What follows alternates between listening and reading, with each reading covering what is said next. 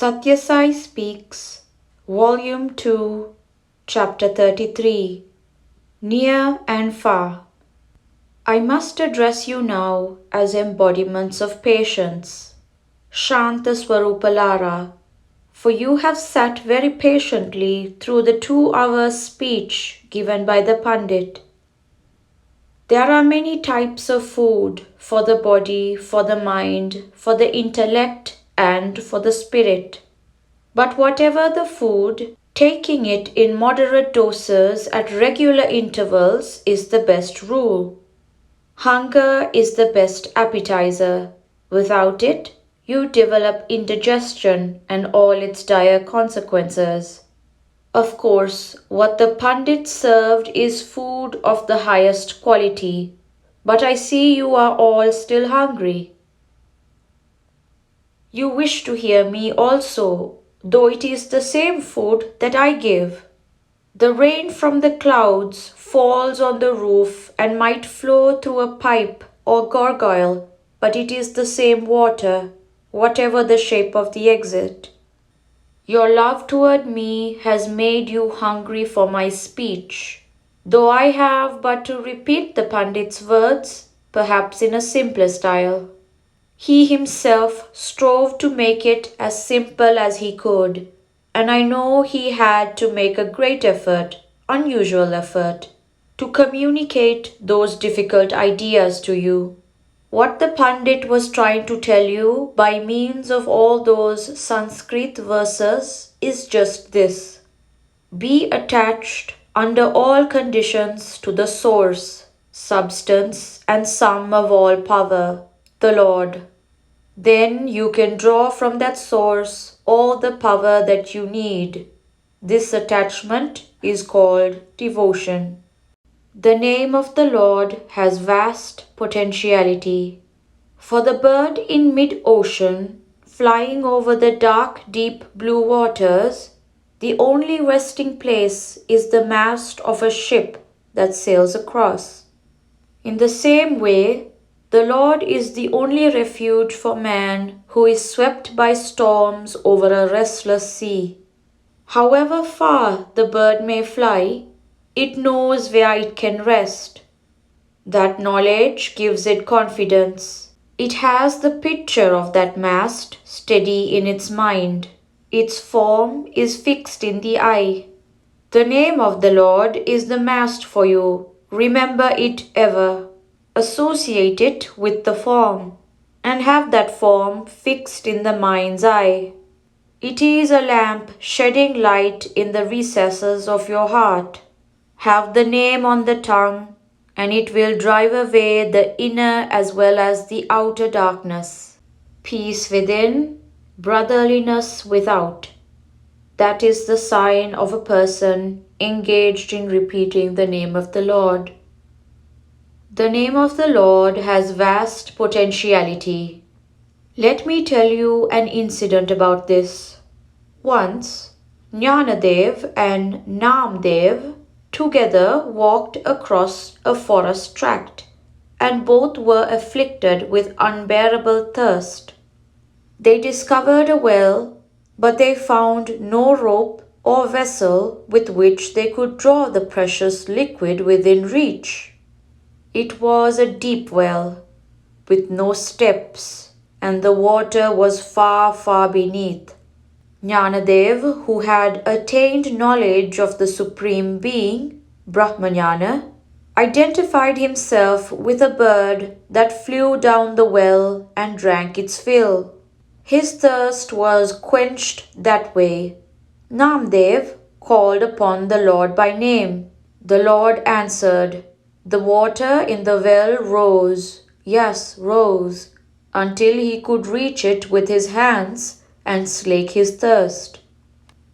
You consider the world as very near, as around you and behind you, but when you have to point out the Lord, you show him far away from you, up and above or at a vast distance. This is a mistake. The Lord is near. The world is far. You are believing that it is the other way because you are afraid of the truth. and you like to deceive yourself. An army captain once went with the minister and the king in a small ferry boat across a flooded river. He was very frightened to be in the boat and began to shake nervously. So the minister just threw him into the flooded river.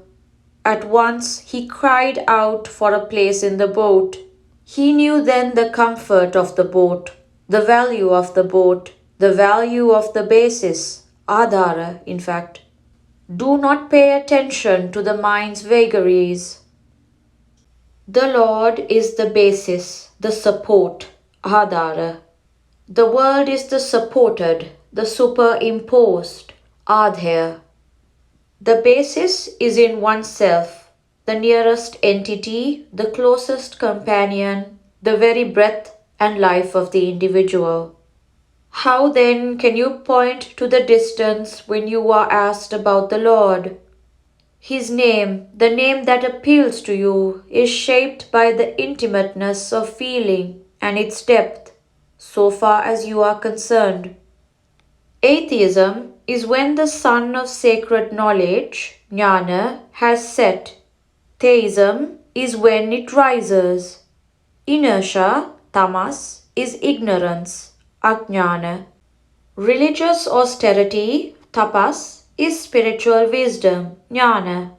If the mind is neglected and allowed to run wild, dullness and delusion, tamas, will hold sway. Some persons advise you to watch each step of the mind and note down all the false steps and evil intentions it encounters. No, that is a dangerous practice. Do not pay attention to its vagaries. Strive for what you need and not for what you have to avoid. Count the false steps and you will be led to commit them again. Resolve to walk right, and your steps will not falter or fail. The Lord is won by sincere agony. The fact is that you should have a guru who has the highest spiritual experience. Otherwise, you will be misled by amateurs who prescribe patent remedies, irrespective of your personal history and needs. Above all, you must yourself be engaged in listening to holy names. Sravanam, recapitulation on what you heard, mananam, and singing of the Lord's name and glory, bhajanam. The Yamuna, Saraswati, and Ganga of the threefold river of life. Sravanam is the path of devotion, mananam is the path of spiritual wisdom, and bhajanam is the path of action. All paths of seeking union with God, yogas, lead to one goal, the surrender of the self in the all self, the Paramatma, the Parabrahman, the merging of the river in the sea. Give me the reins, trust in me, and be directed by me. I shall take full responsibility. Only you must accept without demur whatever comes as prasadam or grace. Grief is the feet and joy the head. Both are part of the same entity.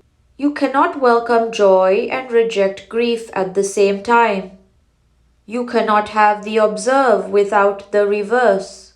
You must take and accept the other side of the sheet of paper along with this side. It is inevitable. The diamond is first just a dull piece of stone, a hard pebble. Only when it is cut by a skillful artisan does it become a multifaceted flame of fire. Allow yourself to be so treated so that all your dullness disappears and you emerge as a resplendent diamond. You must have that yearning, the yearning of the stone to become a diamond.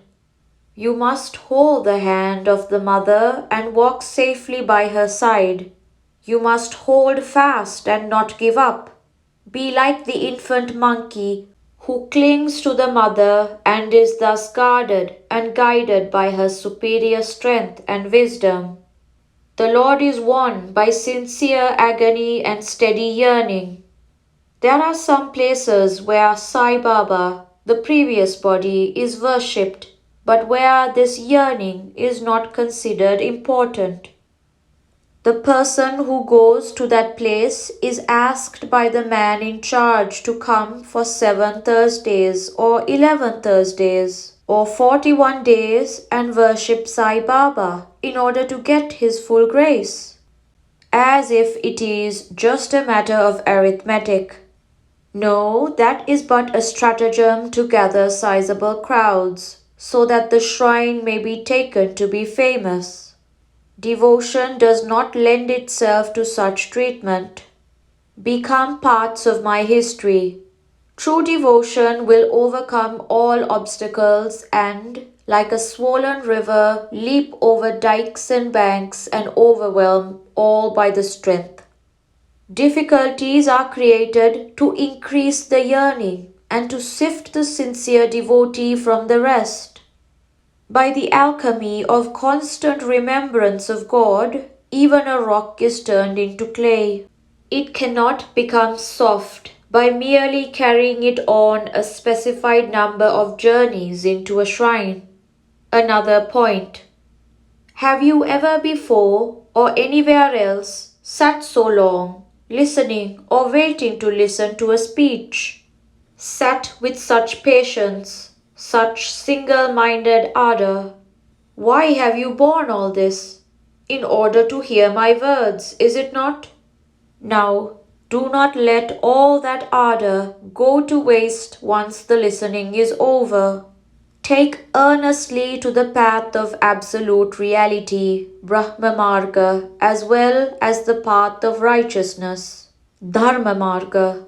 After your life has been transmuted into a never-ending prayer by the silent effect of the path of righteousness, forget all in the ecstasy of the path of absolute reality.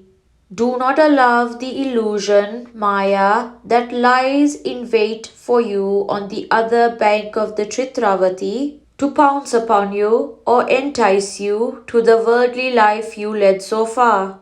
Be like the tongue in the midst of the teeth, carefully, confidently, courageously going about its task without getting bitten.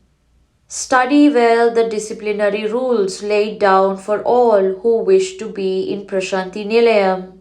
The rules are for your own good. Wherever you are, you can make the place a Prashanti Nilayam, abode of supreme peace.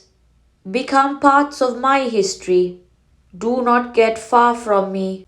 You have acquired nearness through the accumulated good fortune of many births. If you cut this contact and get away, a time will come when you will weep outside the gates clamoring for entry.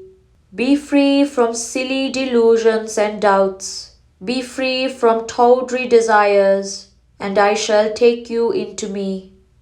Prashanti Nilayam, 1962, March 7th. The mind flutters about and squats on all and sundry objects in the universe. It refuses to stay on only one idea, God. Like the fly that sits on fair and foul but denies itself the pleasure of sitting on a hot cinder, the mind too flees from all thought of God. The fly will be destroyed if it sits on fire. The mind is also destroyed when it dwells on God.